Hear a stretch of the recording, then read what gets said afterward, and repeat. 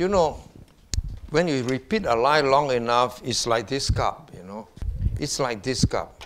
What is the color? Black, of course. All of you got good eyesight. Black.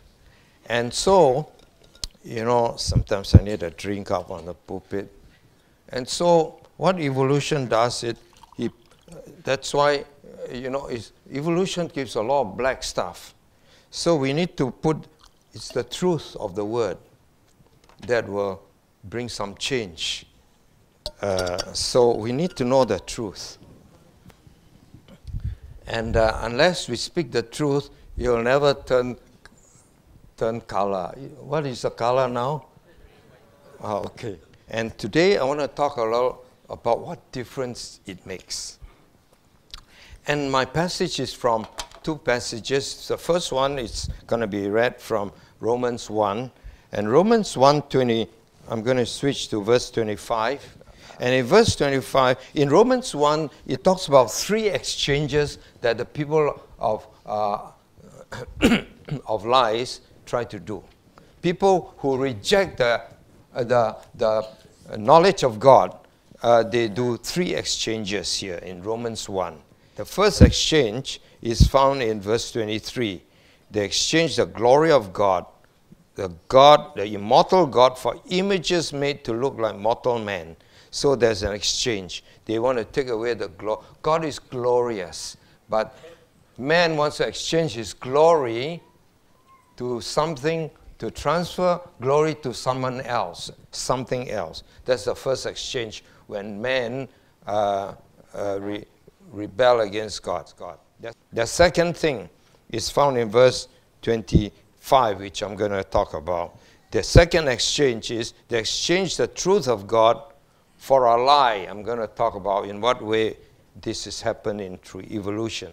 And then thirdly, verse 26, they exchange the natural relations for unnatural.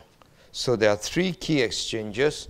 The unnatural is talking about unnatural sex, same-sex marriage, this kind of thing. And so this is a direct result of how it comes through this godless teaching. One of them, pervasive one, as I talked to you about, is the evolution theory. I'm going to focus a little bit. First of all, the first exchange that is all these exchanges come about as a result of one thing. Verse 28, which is our key verse. Men do not like, or my version says, men do not think it worthwhile to retain the knowledge of God. Meaning, just as Charles Lyell said, to remove God out of all science. They don't want to hear God. They get very angry when you talk about God to those who believe in evolution. Because men do not want to retain the knowledge of God.